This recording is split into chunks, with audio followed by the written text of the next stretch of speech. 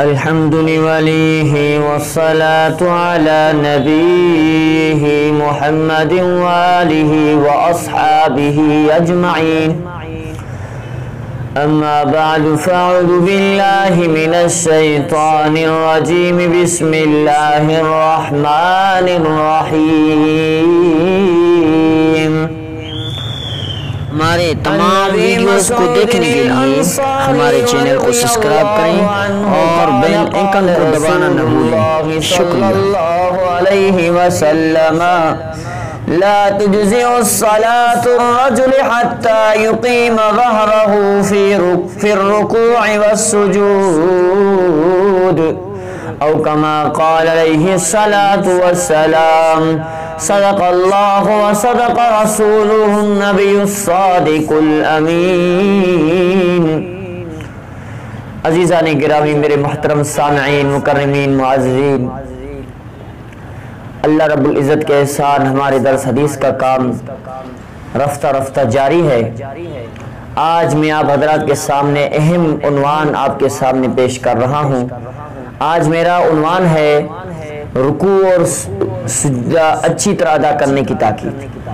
یا نبی علیہ السلام نے رکوع اور سجدے کے حوالے سے کتنی تاکیدیں فرمائیں کہ رکوع کس طرح سے کرنی چاہیے اور اچھی طرح سے کرنی چاہیے یا نہیں. اس حوالے سے ہمارے محبوب صلی اللہ علیہ وسلم نے کیا فرمایا؟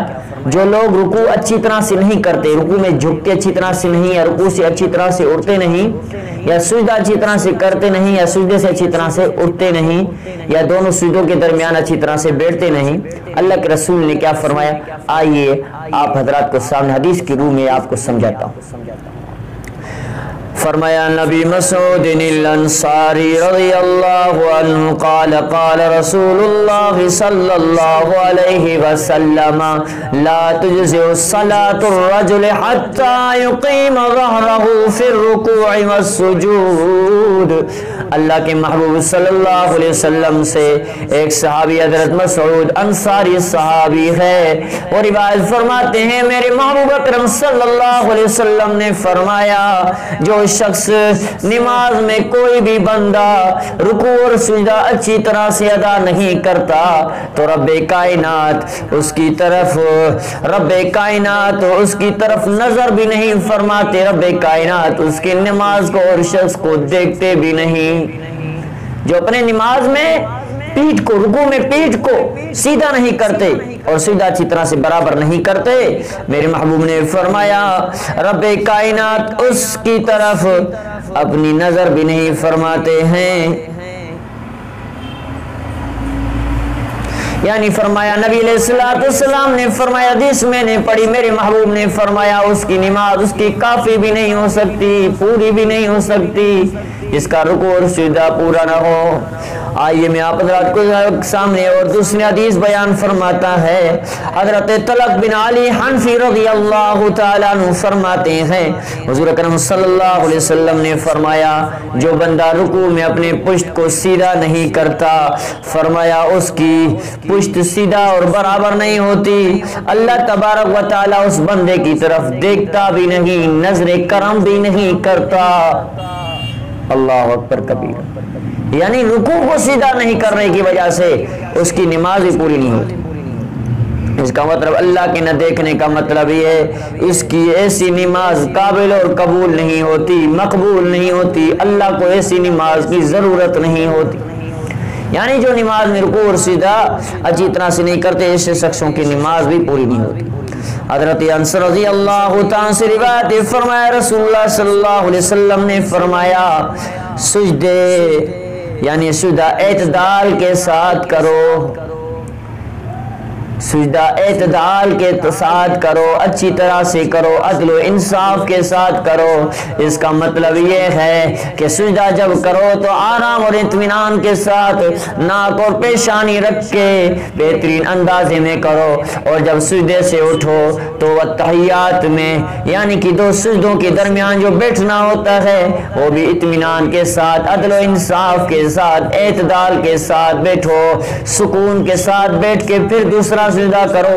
ایسے نہ ہو، بہت سے لوگ ایسے ہوتے ہیں جو سجدہ کیا دوسرے سجدے کے لیے پہلے سجدے سے اٹھا ہی نہیں، دوسرے سجدے میں گیا، اور رکوع اس طرح سے کرتے ہیں کہ رکوع میں گیا، رکوع سے سیدھا ہوا ہی نہیں، سجدے میں گیا، اللہ اکبر کبیرہ۔ میرے حضور اکرم صلی اللہ علیہ وسلم نے فرمایا تارک فی الصلاۃ، نماز سے چوری کرنے والے ہیں۔ اللہ کے محبوب صلی اللہ علیہ وسلم نے فرمایا نماز میں بھی چوری کرنے والے موجود ہیں۔ صحابہ نے عرض کیا یا رسول اللہ صلی اللہ علیہ وسلم، نماز سے کیسے چوری کیا جا سکتا ہے؟ اس میں کوئی خزانہ تو نہیں، یہ تو مال دولت نہیں، جو ایسی جائیداد نہیں جو چوری ہو جائے۔ میرے محبوب نے فرمایا بہت سے ایسے لوگ ہیں جو نمازوں میں چوری کرتے ہیں۔ صحابہ اکرام نے عرض کیا رسول اللہ کیسے؟